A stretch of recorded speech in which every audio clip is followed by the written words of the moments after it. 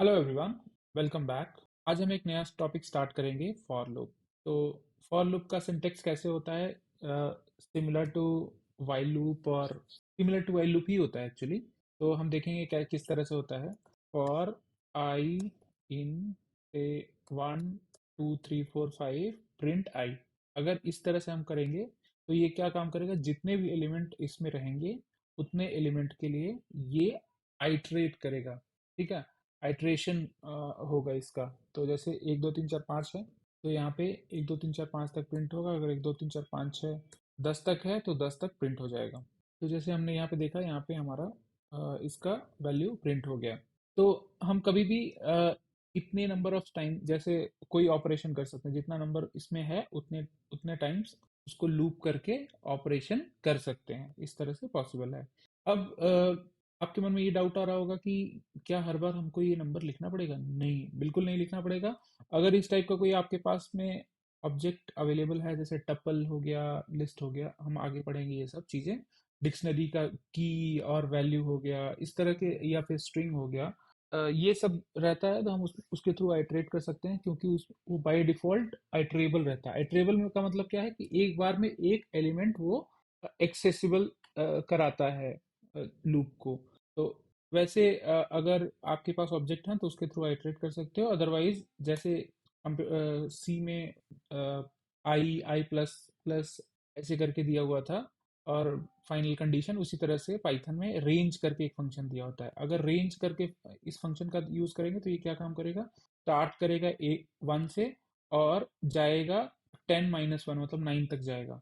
तो इसको हम अगर रन कराएंगे तो देखेंगे कि ये 9 तक, 1 से 9 तक चला गया। तो ये एक आइटरेबल ऑब्जेक्ट होता है जिसके थ्रू आइटरेट कर सकते हो आप। यहाँ पे बाय डिफॉल्ट 1 होता है, क्योंकि 1 1 करके ये आगे बढ़ता है। लेकिन अगर आप 2 कर दोगे तो ये 2 2 का स्टेप्स लेना शुरू कर देगा, जैसे 1 3 ऐसा करके।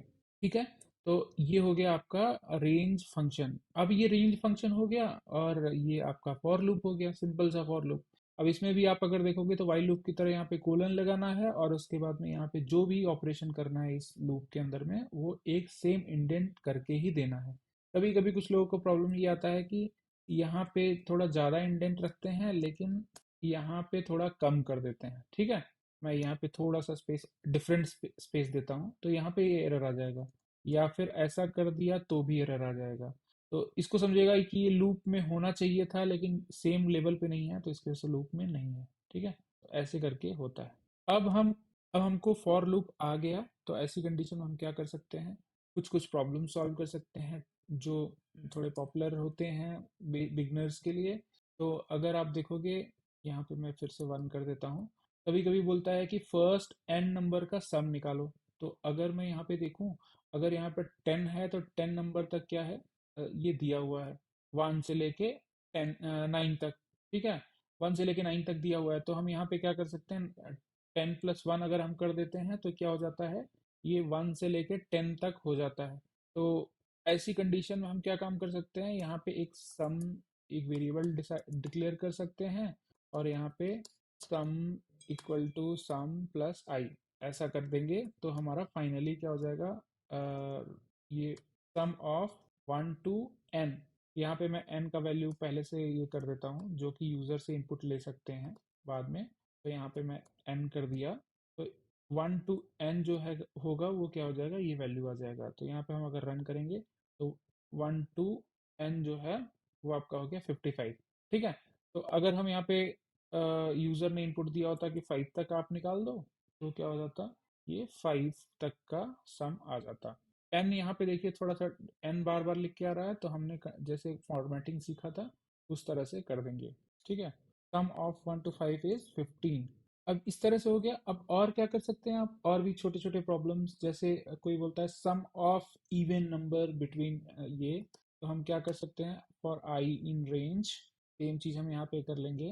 अ, ऐसे हो गया, और यहाँ पे हम 1 का स्टेप लेंगे, और देख लेंगे इफ, यहाँ पे एक दूसरा सम, इवन इवन सम करके एक वेरिएबल ले लेते हैं, इज इक्वल टू 0।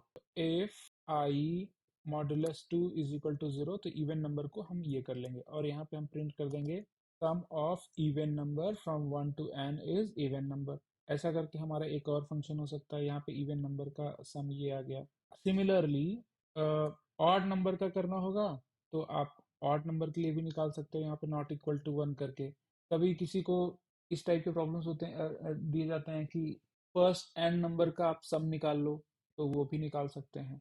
उसके बाद मान लीजिए कि आपको दिया जाता है एक अगला प्रॉब्लम, नेक्स्ट प्रॉब्लम होता है print print table of N.